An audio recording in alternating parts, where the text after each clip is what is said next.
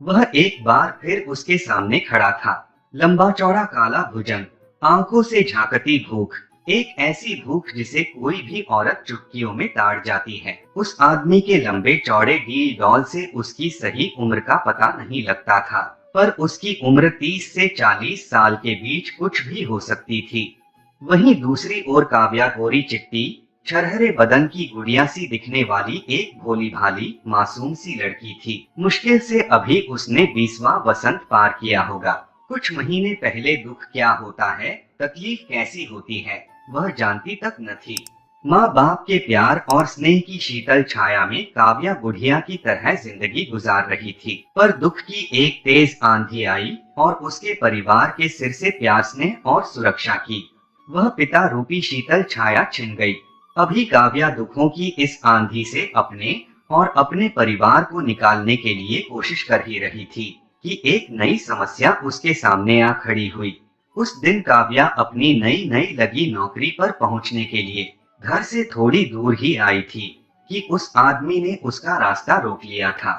एक बार तो काव्या घबरा उठी थी, फिर संभलते हुए बोली थी, क्या है? वह उसे भूखी नजरों से घूर रहा था, फिर बोला, तू बहुत ही खूबसूरत है। क्या मतलब? उसकी आंखों से झांकती भूख से डरी काव्या कांपती आवाज में बोली, रंजन नाम है मेरा और खूबसूरत चीजें मेरी कमजोरी हैं। उसकी हवस भरी नजरें काव्या के खूबसूरत चेहरे और भरे जिस्म पर फिसल रही थीं। खासकर खूबसूरत लड़कियां को मैं जब भी उन्हें देखता हूँ मेरा दिल उन्हें पाने को मचल उठता है। क्या बकवास कर रहे हो? अपने अंदर के डर से लड़ती काव्या कठोर आवाज में बोली, मेरे सामने से हटो, मुझे अपने काम पर जाना है। चली जाना, पर मेरे दिल की प्यास तो बुझा दो। काव्या ने अपने चारों ओर निगाह डाली। इक्का दुक्का लोग आ जा रहे थे। लोगों को देखकर उसके डरे हुए दिल को थोड़ी राहत मिली। उसने हिम्मत करके अपना रास्ता बदला और रंजन से बचकर आगे निकल गई।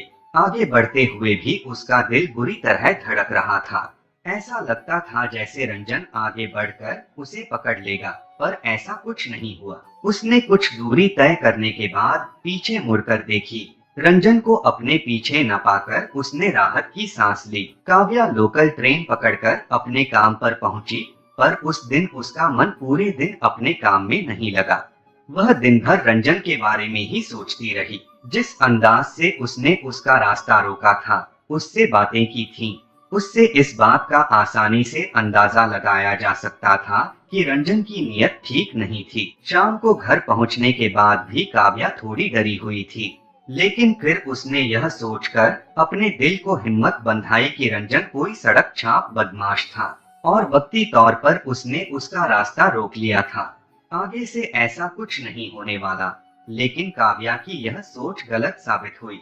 रंजन ने आगे भी उसका रास्ता बार बार रोका। कई बार उसकी इस हरकत से काव्या इतनी परेशान हुई कि उसका जी चाहा कि वह सब कुछ अपनी माँ को बता दे, लेकिन यह सोचकर खामोश रही कि इससे पहले से ही दुखी उसकी माँ और ज्यादा परेशान हो जाएंगी। काश आज उसके पापा जिंदा होते तो उसे इतना न सोचना पड़ता। पापा की याद आते ही काव्या की आंखें नम हो उठीं। उनके रहते उसका परिवार कितना खुश था। मम्मी पापा और उसका एक छोटा भाई, कुल 4 सदस्यों का परिवार था उसका। उसके पापा एक ट्रांसपोर्ट कंपनी में काम करते थे और उन्हें जो पैसे मिलते थे उससे उनका परिवार मजे में चल रहा था। जहां काव्या अपने पापा की दुलारी थी, वहीं उसकी माँ उससे बेहद प्यार करती थी। उस दिन काव्या के पापा अपनी कंपनी के काम के चलते मोटरसाइकिल से कहीं जा रहे थे कि पीछे से एक कार वाले ने उनकी मोटरसाइकिल को तेज टक्कर मार दी। वे मोटरसाइकिल से उछले, फिर सिर के बल सड़क पर जा गिरे। उससे उनके सिर के पिछले हिस्से में बेहद गंभीर चोट लगी थी। टक्कर लगने के बाद लोगों की भीड़ जमा हो गई। भीड़ का दबाव के चलते कार वाले ने उसके घायल पापा को उठाकर नजदीक के एक निजी अस्पताल में भर्ती कराया, फिर फरार हो गया। पापा की जेब से मिले आई कार्ड पर नंबर लिखा था। मोबाइल से अस्पताल वालों ने जब उन्हें फोन किया तो वे बदहवास अस्पताल पहुंचे, पर वहां पहुंचकर उन्होंने जिस हालत में उन्हें पाया, उसे देखकर उनका कलेजा दहल सा गया। उसके पापा कोमा में जा चुके थे। उनकी आंखें तो खुली थीं, पर वे किसी को पहचान नहीं पा रहे थे। फिर शुरू हुआ मुश्किलों का न थमने वाला एक सिलसिला। डॉक्टरों ने बताया कि पापा के सिर का ऑपरेशन करना होगा। इसका खर्च उन्होंने 2.5 लाख रुपए बताया। किसी तरह रुपयों का इंतजाम किया गया। पापा का ऑपरेशन हुआ, पर इससे कोई खास फायदा न हुआ। उन्हें विभिन्न यंत्रों के सहारे एसी वार्ड में रखा गया था, जिसकी एक दिन की फीस 10,000 रुपए थी। धीरे धीरे घर का सारा पैसा खत्म होने लगा। काव्या की माँ के गहने तक बिक गए। फिर नौबत यहाँ तक आई कि उनके पास के सारे पैसे खत्म हो गए। बुरी तरह टूट चुकी काव्या की माँ जब अपने बच्चों को यूं बिलखते देखती तो उनका कलेजा मुंह को आ जाता। पर अपने बच्चों के लिए वे अपने आप को किसी तरह संभाले हुए थीं।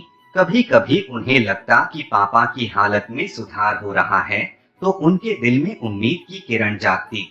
पर अगले ही दिन उनकी हालत बिगड़ने लगती तो यह आस टूट जाती। 1.5 महीना बीत गया और अब ऐसी हालत हो गई कि वे पापा को लेकर सरकारी अस्पताल गए, पर वहां बेड न होने के चलते उन्हें एक रात बरामदे में गुजारनी पड़ी। वही रात पापा के लिए कयामत की रात साबित हुई। काव्या के पापा की सांसों की डोर टूट गई और उसके साथ ही उम्मीद की किरण हमेशा के लिए बुझ गई। फिर तो उनकी जिंदगी दुख, पीड़ा और निराशा के अंधकार में डूबती चली गई। तब तक काव्या एमबीए का फाइनल इम्तिहान दे चुकी थी। बुरे हालात को देखते हुए और अपने परिवार को दुख के इस भंवर से निकालने के लिए काव्या नौकरी की तलाश में निकल पड़ी। उसे एक प्राइवेट बैंक में 20,000 रुपए की नौकरी मिल गई और उसके परिवार की गाड़ी खिसकने लगी। तब उसके छोटे भाई की पढ़ाई का आखिरी साल था। उसने कहा कि वह भी कोई छोटी मोटी नौकरी पकड़ लेगा, पर काव्या ने उसे सख्ती से मना कर दिया और उससे अपनी पढ़ाई पूरी करने को कहा। 20 साल की उम्र में काव्या ने अपने नाजुक कंधों पर परिवार की सारी जिम्मेदारी ले ली थी, पर इसे संभालते हुए कभी कभी वह बुरी तरह परेशान हो उठती और तब वह रोते हुए अपनी माँ से कहती, मम्मी, आखिर पापा हमें छोड़कर इतनी दूर क्यों चले गए, जहाँ से कोई वापस नहीं लौटता। और तब उसकी माँ उसे बाहों में समेटते हुए खुद रो पड़ती। धीरे धीरे दुख का आवेग कम हुआ और फिर काव्या का परिवार जिंदगी की जद्दोजहद में जुट गया। समय बीतने लगा और बीतते समय के साथ सब कुछ एक ढर्रे पर चलने लगा। तभी यह एक नई समस्या काव्या के सामने आ खड़ी हुई। काव्या जानती थी कि बड़ी मुश्किल से उसकी माँ और छोटे भाई ने उसके पापा की मौत का गम सहा है। अगर उसके साथ कुछ हो गया तो वे यह सदमा सहन नहीं कर पाएंगे और उसका परिवार, जिसे संभालने की वह भरपूर कोशिश कर रही है, टूटकर बिखर जाएगा। काव्या ने इस बारे में काफी सोचा, फिर इस निश्चय पर पहुंची कि उसे एक बार रंजन से गंभीरता से बात करनी होगी। उसे अपनी जिंदगी की परेशानियां बताकर उससे गुजारिश करनी होगी कि वह उसे बख्श दे। उम्मीद तो कम थी कि वह उसकी बात समझेगा, पर फिर भी उसने एक कोशिश करने का मन बना लिया। अगली बार जब रंजन ने काव्या का रास्ता रोका तो वह बोली, आखिर तुम मुझसे चाहते क्या हो? क्यों बार बार मेरा रास्ता रोकते हो? मैं तुम्हें चाहता हूँ। रंजन उसके खूबसूरत चेहरे को देखता हुआ बोला, मेरा यकीन करो, मैंने जब से तुम्हें देखा है मेरी रातों की नींद उड़ गई है। आंखें बंद करता हूँ तो तुम्हारा खूबसूरत चेहरा सामने आ जाता है। रंजन काव्या को लेकर सड़क के किनारे बने एक रेस्टोरेंट में पहुंचा। फिर बोला, क्या लोगी? कुछ नहीं, कुछ तो लेना होगा, तुम्हारी जो मर्जी मंगवा लो। रंजन ने काव्या और अपने लिए कॉफी मंगवाई और जब वे कॉफी पी चुके तो वह बोला, हाँ, अब कहो, तुम क्या कहना चाहती हो? देखो, मैं उस तरह की लड़की नहीं हूँ जैसा तुम समझते हो। काव्या ने गंभीर लहजे में कहना शुरू किया, मैं एक मध्यम और इज्जतदार परिवार से हूँ, जहाँ लड़की की इज्जत को काफी अहमियत दी जाती है। अगर उसकी इज्जत पर कोई आंच आई तो उसका और उसके परिवार का जीना मुश्किल हो जाता है। वैसे भी आजकल मेरा परिवार जिस मुश्किल दौर से गुजर रहा है, उसमें ऐसी कोई बात मेरे परिवार की बर्बादी का कारण बन सकती है। कैसी मुश्किलों का दौर? रंजन ने जोर देकर पूछा। काव्या ने उसे सब कुछ बताया, फिर अपनी बात खत्म करते हुए बोली, मेरी माँ और भाई बड़ी मुश्किल से पापा की मौत के गम को बर्दाश्त कर पाए हैं। ऐसे में अगर मेरे साथ कुछ हुआ तो मेरा परिवार टूटकर बिखर जाएगा। कहते कहते काव्या की आंखों में आंसू आ गए और उसने उसके आगे हाथ जोड़ दिए। इसलिए मेरी तुमसे विनती है कि तुम मेरा पीछा करना छोड़ दो। पल भर के लिए रंजन की आंखों में दया और हमदर्दी के भाव उभरे, फिर उसके होठों पर एक मक्कारी भरी मुस्कान फैल गई। रंजन काव्या के जुड़े हाथ थामता हुआ बोला, मेरी बात मान लो, तुम्हारी सारी परेशानियों का खात्मा हो जाएगा। मैं तुम्हें पैसे भी दूंगा और प्यार भी। तू रानी बनकर राज करेगी। काव्या को समझते देर न लगी कि उसके सामने बैठा आदमी इंसान नहीं बल्कि भेड़िया है। उसके सामने रोने, गिड़गिड़ाने और दया की भीख मांगने का कोई फायदा नहीं। उसे तो उसी की भाषा में समझाना होगा। वह मजबूरी भरी भाषा में बोली, अगर मैंने तुम्हारी बात मान ली तो क्या तुम मुझे बख्श दोगे? बिल्कुल। रंजन की आंखों में तेज चमक जागी। बस एक बार मुझे अपने हुस्न के दरिया में उतरने का मौका दे दो, बस एक बार। हाँ ठीक है। काव्या ने धीरे से अपना हाथ उसके हाथ से छुड़ाया, मैं तुम्हें यह मौका दूंगी। कब? बहुत जल्द, काव्या बोली, पर याद रखो सिर्फ एक बार कहने के बाद। काव्या उठी, फिर रेस्टोरेंट के दरवाजे की ओर चल पड़ी। तुम एक बार मेरे जाल में फंसो तो सही, फिर तुम्हारे पंख ऐसे काटूंगा कि तुम उड़ने लायक ही न रहोगी। रंजन बुदबुदाया। रात के 12 बजे थे। काव्या महानगर से तकरीबन 3 किलोमीटर दूर एक सुनसान जगह पर एक नई बन रही इमारत की 10वीं मंजिल की छत पर खड़ी थी। छत के चारों तरफ अभी रेलिंग नहीं बनी थी और थोड़ी सी लापरवाही बरतने के चलते छत पर खड़ा कोई शख्स छत से नीचे गिर सकता था। काव्या ने इस समय बहुत ही भड़कीले कपड़े पहन रखे थे, जिससे उसकी जवानी छलक रही थी। इस समय उसकी आंखों में एक हिंसक चमक उभरी हुई थी और वह जंगल में शिकार के लिए निकले किसी चीते की तरह चौकन्नी थी। अचानक काव्या को किसी के सीढ़ियों पर चढ़ने की आवाज सुनाई पड़ी। उसकी आंखें सीढ़ियों की ओर लग गई। आने वाला रंजन ही था। उसकी नजर जब कयामत बनी काव्या पर पड़ी तो उसकी आंखों में हवस की तेज चमक उभरी। वह तेजी से काव्या की ओर लपका, पर उसके पहले कि वह काव्या के करीब पहुंचे, काव्या के होठों पर एक कातिलाना मुस्कान उभरी और वह उससे दूर भागी। काव्या, मेरी बाहों में आओ।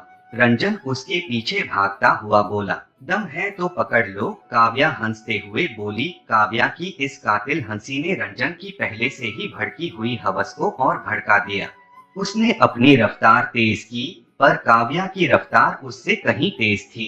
थोड़ी देर बाद हालात ये थे कि काव्या छत के किनारे किनारे तेजी से भाग रही थी और रंजन उसका पीछा कर रहा था, पर हिरनी की तरह चंचल काव्या को रंजन पकड़ नहीं पा रहा था।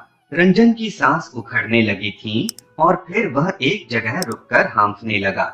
इस समय रंजन छत के बिल्कुल किनारे खड़ा था, जबकि काव्या ठीक उसके सामने खड़ी हिंसक नजरों से उसे घूर रही थी। अचानक काव्या तेजी से रंजन की ओर दौड़ी। इससे पहले कि रंजन कुछ समझ सके, उछलकर अपने दोनों पैरों की ठोकर रंजन की छाती पर मारी।